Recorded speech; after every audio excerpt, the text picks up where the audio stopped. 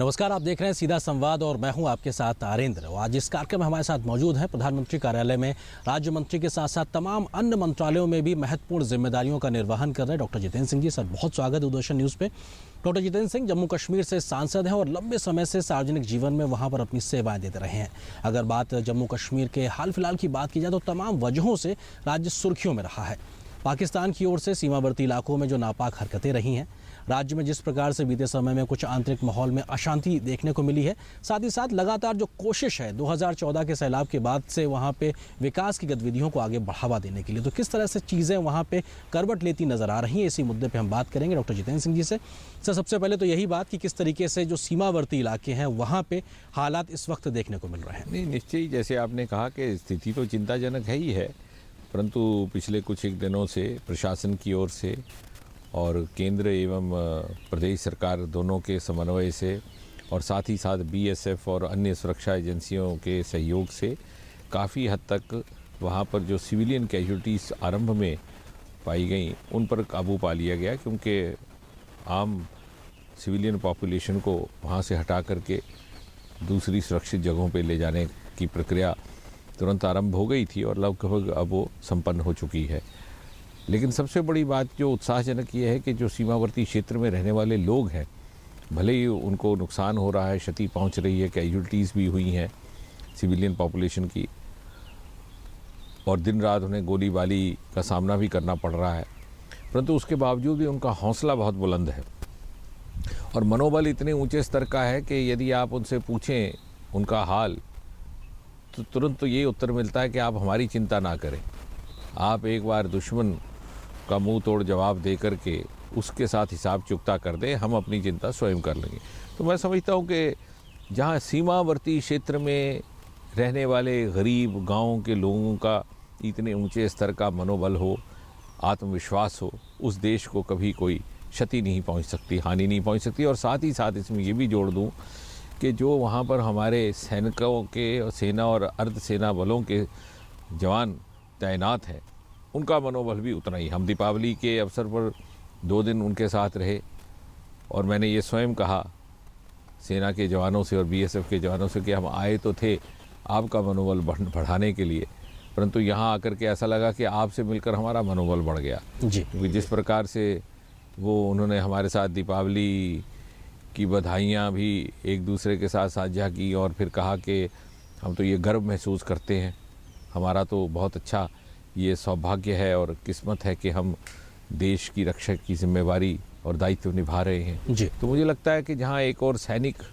इस प्रकार का मनोबल रखते हों और जहाँ पर सीमावर्ती क्षेत्र के लोग इस प्रकार का मनोबल रखते हों, उस देश को कभी कोई नुकसान नहीं पहुंचा सकता। जो सीमावर्ती इलाके हैं सर, वहाँ पे जो रहने वाले लोग हैं जो अक्सर इस प्रकार की गोलीबारी के चलते जिनको दिक्कतें होती हैं, उनका मानना है कि वहाँ पे अगर कुछ स्थायी बंकर बनाए जाएं, इस प्रकार की चीज़ें जो कि क्योंकि आए दिन इस प्रकार की समस्या रहती है, क्या इस दिशा में भी सोचा जा रहा है? बीएसएफ के सौजन्य से, हमारे ही प्रयास से पिछले 1-1.5 वर्ष से बंकर बनाने का और बंकर निर्माणित करने का काम आरंभ हो गया है।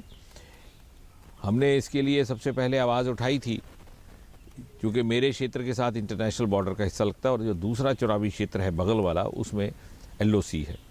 बंकर बनाने की प्रक्रिया एलओसी से आरंभ हुई है, हालांकि मेरा क्षेत्र नहीं है, लेकिन जब वो वहाँ से आरंभ हुई तो हमने कहा कि नहीं, हमें कोई आपत्ति नहीं है, क्योंकि वो भी भारत की सीमा है, वो भी हमारे विधायक और हमारे ही सांसद हैं, और हमें ये बताया गया कि वहाँ से धीरे धीरे बंकर बनते हुए इस तरफ आएंगे और बंकर बन भी चुके हैं। हुआ यूँ कि पिछले बारिश के दिनों में, चूँकि अभी अनुभव नहीं था शायद प्रदेश सरकार को, तो उन बंकरों में पानी भी चला गया।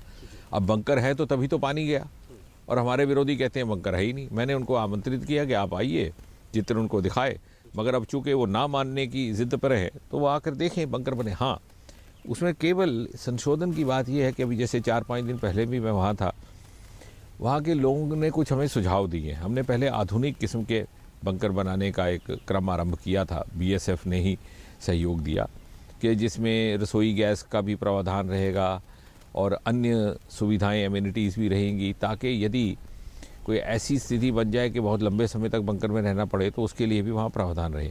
और इसलिए वो साझे बंकर थे, कम्युनिटी बंकर, 4-5-6 घरों को लेकर के।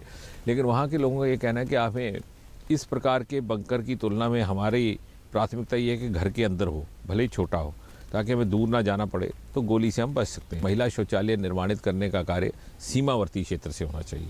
और कारण ये कि दूसरे क्षेत्रों में तो रात को महिलाएं निकल सकती हैं, सीमावर्ती क्षेत्र में रात को भी नहला उनको दुश्वार रहता है, गोलीबारी रहती है, सेना की गश्त होती है।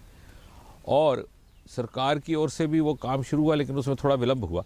हमने अपने साधनों से 1140 हीरानगर तहसील में सीमावर्ती गांव में शौचालय बनाने का काम आरंभ कर दिया है। 1140 में से 150 शौचालय तैयार हो चुके हैं। मैं कल भी वहाँ रहने वाला हूँ, स्वयं जाता हूँ समय समय पर निरीक्षण करने। अब हमारे विरोधी कहते हैं साहब शौचालय कहाँ गए? तो मैंने तो पिछली बार यहाँ तक कहा कि आप आइए, पधारिए, अंदर जाइए, फ्रेश होकर के आइए, देख लीजिए शौचालय है, काम करता है कि नहीं करता। अब इससे अधिक क्या कह सकते हैं? जब टॉयलेट बना हुआ, बजाय इसके कि वो वहाँ पर जाएं, सीमावर्ती क्षेत्र में जाने के बजाय ड्राइंग रूम से बैठ कर के ट्वीट कर देना या स्टेटमेंट जारी कर देना, ये तो अन्याय है। अब तीसरा एक और बिंदु जो उठाया जा रहा है कि हम ही ने ये बात रखी थी कि 5-5 मरले का स्थान हर परिवार को दे दिया जाए, ताकि जब वो सीमा से भागते हैं तो कोई किसी पंचायत घर में जाता, किसी पाठशाला में, किसी रिश्तेदार के घर, तो एक निर्धारित स्थान हो जहाँ उन्होंने जाना है। अब हमारे विरोधियों ने ये भी बात शुरू की। अभी हमें 2 साल ही हुए, 60-65 वर्ष ये कर नहीं पाए, हमें पूछ रहे हैं अरे साहब आप 5 मरले कहते कहाँ गए? इनकी जानकारी के लिए मैं फिर से ये कह दूँ, हीरानगर तहसील के अंदर ही 80 कनाल जगह की निशानदेही की जा चुकी है उस 5-5 मरले प्रति परिवार को देने के लिए। उसके लिए सूची भी बना दी गई, और ये आज नहीं, आज से 1.5 वर्ष पहले। लेकिन विलंब क्यों हुआ?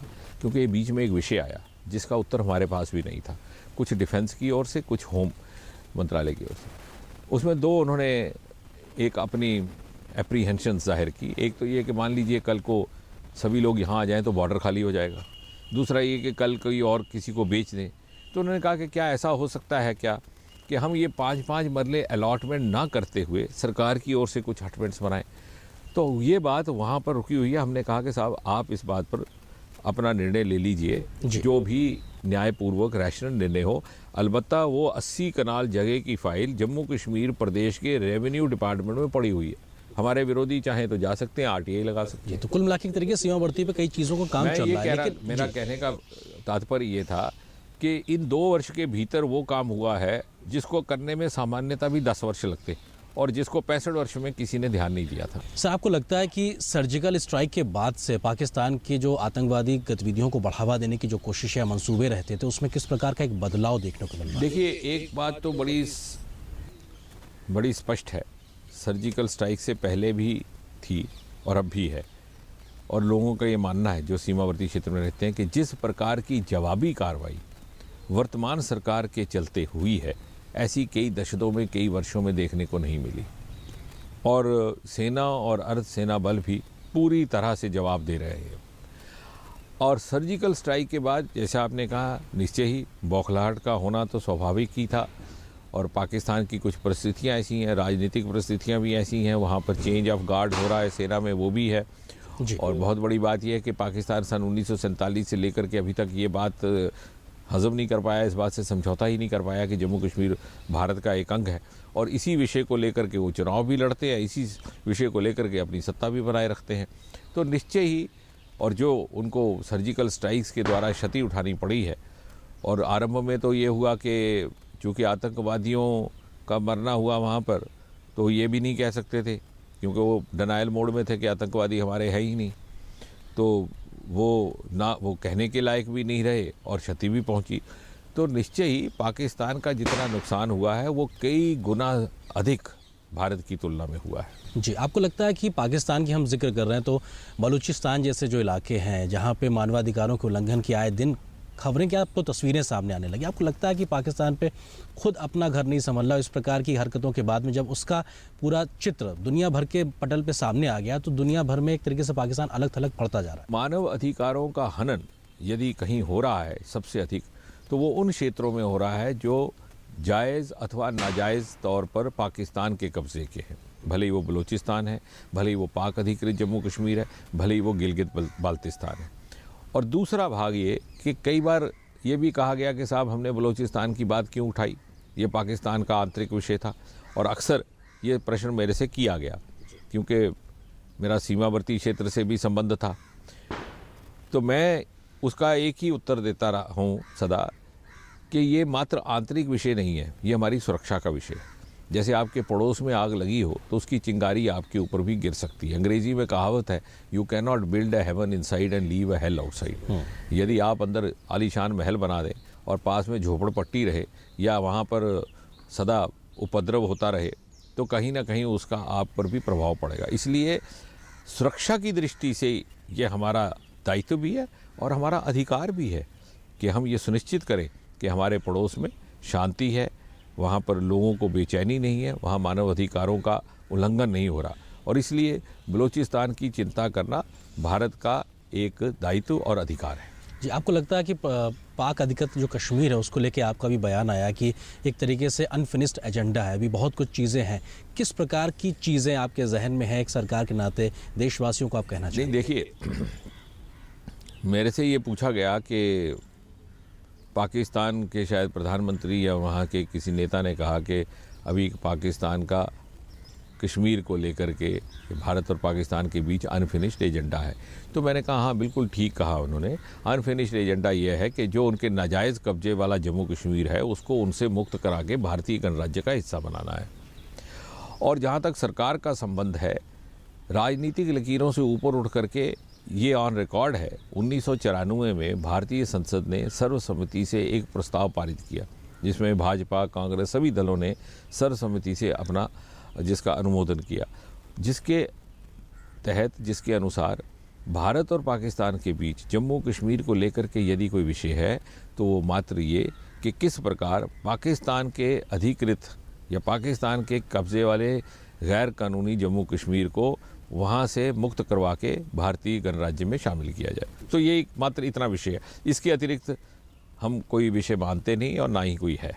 बिल्कुल, और आपसे ये हमारी बातचीत जारी रहेगी और सीधा संवाद में फिलहाल एक छोटे से ब्रेक के लिए रुकते हैं। तो जो सीमावर्ती इलाके और पाकिस्तान से जुड़ी जो बात थी उसके बारे में हमने तमाम विस्तार से बात की है, लेकिन ब्रेक के बाद जब वापस आएंगे तो बात करेंगे जम्मू कश्मीर के राज्य के आंतरिक हालात में जिस प्रकार से कुछ समय तक एक अशांति का माहौल रहा और अब किस प्रकार से आगे पटरी पर लौटती ज़िंदगी नजर आ रही है, इस बारे में बात करेंगे। फिलहाल एक छोटे से ब्रेक के लिए रुकते हैं।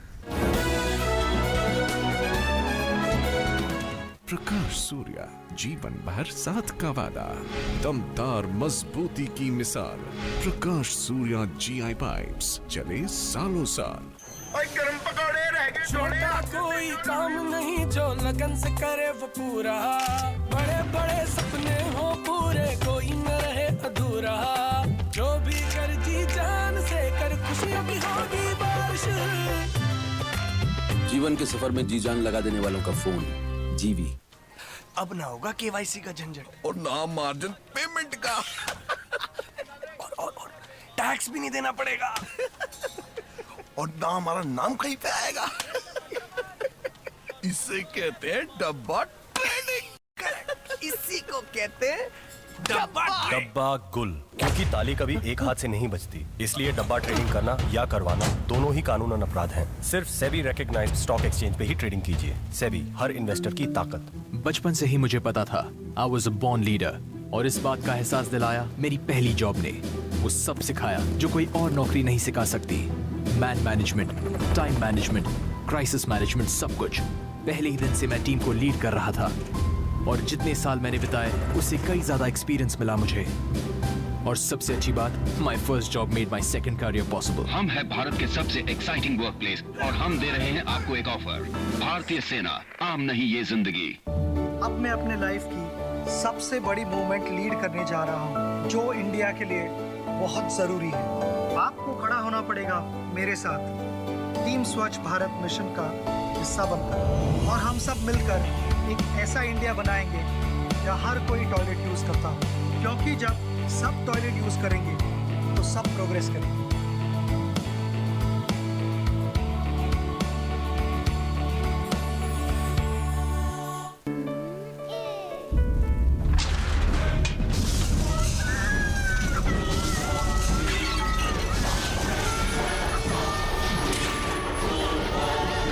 क्या आपका फ्लैट भूकंप से सुरक्षित है? नया फ्लैट खरीदते वक्त किसी स्ट्रक्चरल इंजीनियर से सलाह लें। क्या यहाँ सॉइल टेस्टिंग किया गया है? क्या घर नेशनल बिल्डिंग कोड के मुताबिक बना है? याद रहे, घर सुरक्षित तो आप सुरक्षित। आपके हित में तत्पर NDMA। मैं नहीं मानता कि तंबाकू जानलेवा है, मैं नहीं मानता कि तंबाकू जानलेवा है। मैं नहीं मानता तंबाकू जानलेवा है। चाहे हम कुछ भी कहें, कुछ लोग हमारा संदेश नहीं सुनते। मैं नहीं मानता। तंबाकू जानलेवा है। ये चेतावनी हर पैक पर है। इसे पढ़िए और इस पर विश्वास कीजिए।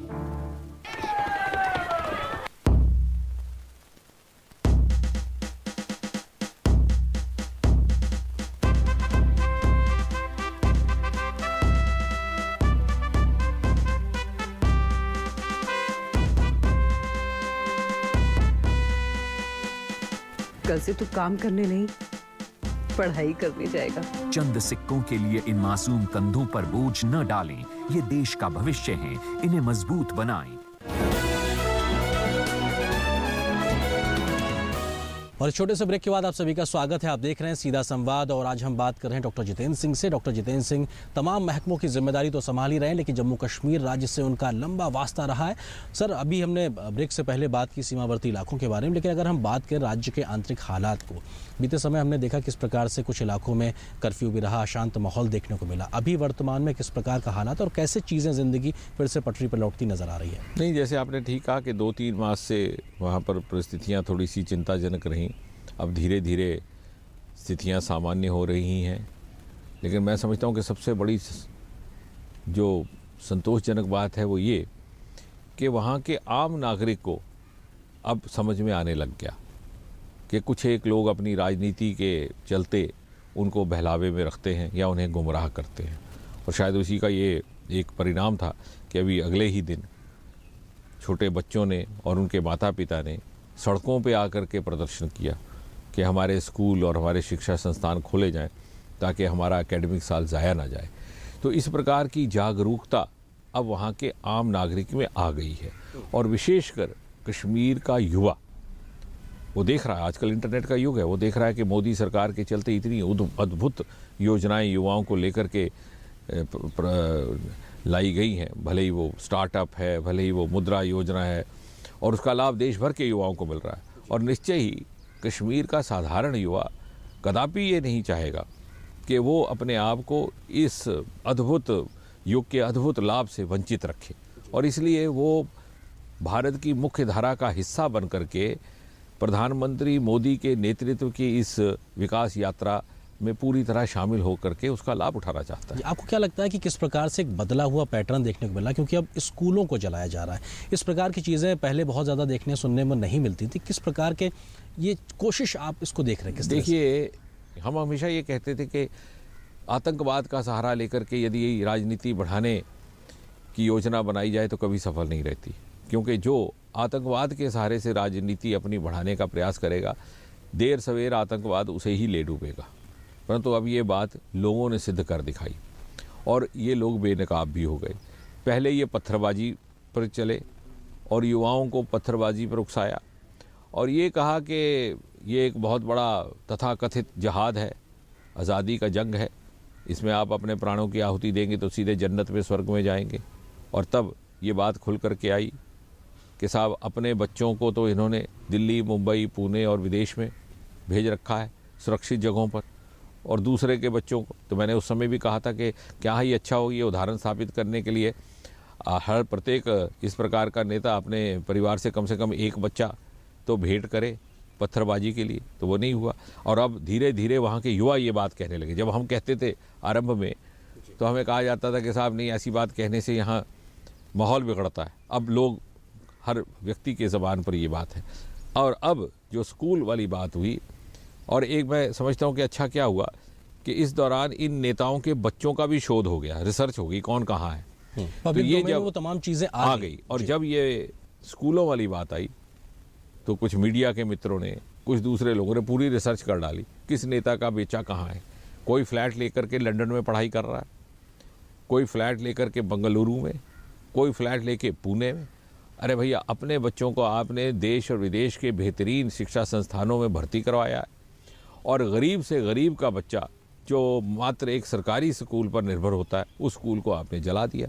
तो अब मैं समझता हूँ कि आने वाले समय में जैसे मैंने अंग्रेजी में उस दिन एक वाक्य उपयोग में किया था तो मीडिया में बहुत चला कि there will be a children uprising against separatist uprising. और तो कोई बगावत कर नहीं सका, अब हमारे बच्चे इनके खिलाफ बगावत करेंगे। जी, आपको लगता है कि जो एसपीओ की भर्ती का 10,000 की भर्ती का एक पहले कार्यक्रम आप लोगों ने निकाला, उसके बाद में 10,000 और एक तरीके से लगभग 20,000 नौकरियां, या इस प्रकार के अन्य कार्यक्रमों में, क्योंकि इसमें देखा गया कि युवाओं ने हज़ारों की संख्या में आए हैं इस प्रकार के रोजगार के लिए आगे, तो क्या वो वही बात जो आप कह रहे हैं कि युवा या कहा जाए आवाम या जनता एक तरीके से उन अलगाववादी ताकतों को जवाब देती नजर आ रही है? बिल्कुल ठीक कहा आपने। आतंकवाद जब चरम सीमा पर था पिछले 2 मास में, उस समय भी जब रिक्रूटमेंट की प्रक्रिया आरंभ की तो भारी संख्या में लोग आए, हज़ारों की संख्या में, 15-15 हज़ार युवा भर्ती के लिए आते थे। इसी प्रकार डीओपीटी का विभाग जिससे मैं संबंधित हूँ, उनके स्टाफ सर्विस सिलेक्शन की परीक्षा थी और उस समय भी ये लगभग अगस्त के महीने में जब आतंकवाद बहुत ज़ोर से वहाँ पर हावी हो चुका था, लेकिन हमने कहा कि नहीं, हम परीक्षा करवाएंगे और करवाई और युवा परीक्षा में भाग लेने के लिए स्वयं आए। तो आम युवा चाहता है कि जिस प्रकार का अद्भुत ये युग आरंभ हुआ है मोदी सरकार के नेतृत्व में, इसका वो लाभ ले। और जम्मू कश्मीर तथा पूर्वोत्तर के प्रति तो प्रधानमंत्री नरेंद्र मोदी जी की बड़ी प्राथमिकता है, जो मांगो वो मिलता है और कौन इसे इनकार करेगा। लेकिन ये कुछ आतंक का डर और कुछ एक लोगों ने एक खौफ जो पैदा किया है, उसके कारण एक संकोच है।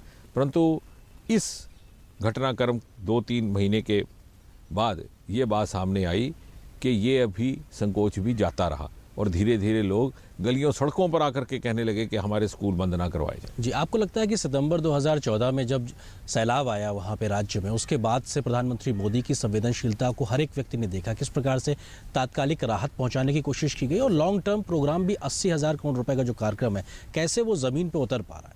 मैं समझता हूँ भारत के इतिहास में या विश्व के इतिहास में ऐसा कभी हुआ ही नहीं कि बाढ़ आई और उसके 3 दिन के भीतर प्रधानमंत्री स्वयं वहाँ थे।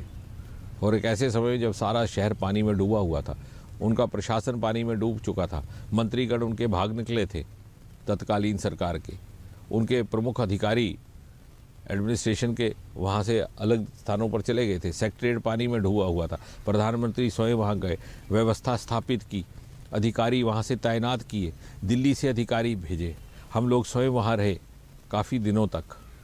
और उस तरह से, और उसके बाद फिर वित्त मंत्रालय के सौजन्य से आदरणीय श्री अरुण जेटली जी के सहयोग से स्पेशल इंश्योरेंस के कैंप्स लगाए गए, शिविर लगाए गए, ऑन दी स्पॉट इंश्योरेंस दिया गया। जो काम प्रदेश सरकार को करना चाहिए था, उससे बढ़कर के केंद्र सरकार ने प्रदेश सरकार की जिम्मेवारी अपने हाथ में लेकर के की। डिज़ास्टर मैनेजमेंट की टीम हमारी इसरो से वहाँ जाकर के श्रीनगर में तैनात की गई क्योंकि सड़कें पानी में डूब चुकी थी। और सबसे बड़ी बात कि दीपावली के दिन कभी ऐसा सुना आपने प्रधानमंत्री अपना स्थान छोड़ करके श्रीनगर में बैठे बाढ़ की स्थिति में? तो मैं समझता हूँ कि अब लोगों को ये धीरे धीरे बात समझ में आने लगी कि कौन उन्हें गुमराह कर रहा है और कौन उनके साथ ईमानदारी के साथ पेश आ रहा है। 80,000 करोड़ रुपए का जो पैकेज है, जिसमें तमाम चीज़ें हैं, चाहे वो ऊर्जा को बनाने की बात हो, पर्यटन को बढ़ावा देने की बात हो, स्किल डेवलपमेंट की बात हो, तमाम चीज़ें जो कोशिशें कर रहे हैं, किस तरीके से वो ज़मीन पर उतरती नजर आई? क्योंकि अभी हाल ही में अगर हम बात करें तो 500 करोड़ रुपए का बागवानी का भी पैकेज दिया गया, क्योंकि बैकबोन है कम से कम सेब उत्पादन के लिए। निश्चय आपने ये ठीक कहा कि मुझे नहीं लगता कि पिछले 2 वर्ष में जितना पैकेज और पैसे दिया गया, इतना कभी किसी प्रदेश को किसी सरकार की ओर से दिया गया हो। बाढ़ के दौरान ही वो अलग से एक राशि वहाँ पर घोषित की थी प्रधानमंत्री ने, वो भी 700 करोड़ से अधिक। और उसके अलावा जो NDRF का पैसा था, रिलीफ फंड, वो अलग। फिर उसके उपरांत पिछले वर्ष 7 नवंबर, यदि मैं ठीक कह रहा हूँ, 2015 को प्रधानमंत्री स्वयं श्रीनगर में रहे, जनसभा वहाँ हुई और उन्होंने 80,000 करोड़ के पैकेज की घोषणा की और साथ ही ये कहा कि तिजोरी का दरवाज़ा अभी खुला है और ये जब वितरण होगा तो। और इसके अतिरिक्त जैसे आपने कहा 500 करोड़ रुपया हार्टिकल्चर, सेब, क्योंकि सेब की पैदावार पर प्रतिकूल असर पड़ा था और इससे ना केवल जो पिछले खेत हैं उनको ठीक करने के लिए बल्कि नए खेत बढ़ाने के लिए, और इसका परिणाम ये होगा कि सेब की पैदावार की तुलना बढ़ जाएगी। और इसी तरह रिकंस्ट्रक्शन के लिए अभी 1,000 करोड़ रुपया कल ही यहाँ से घोषित किए गए, सैंक्शन किए गए।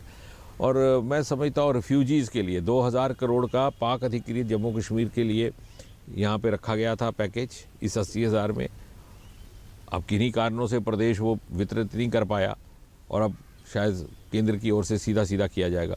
और ये इसलिए रखा गया था कि भाई ये जब राशि वितरित हो जाएगी तो फिर और राशि भी लाई जाएगी। तो मैं समझता हूँ कि ना रोज़गार के प्रावधान पैदा करने में कोई कमी रखी केंद्र ने, ना ही राशि में कोई कमी रखी, ना ही सहानुभूति में कोई कमी रखी, ना ही संवेदनशीलता में कोई कमी रखी।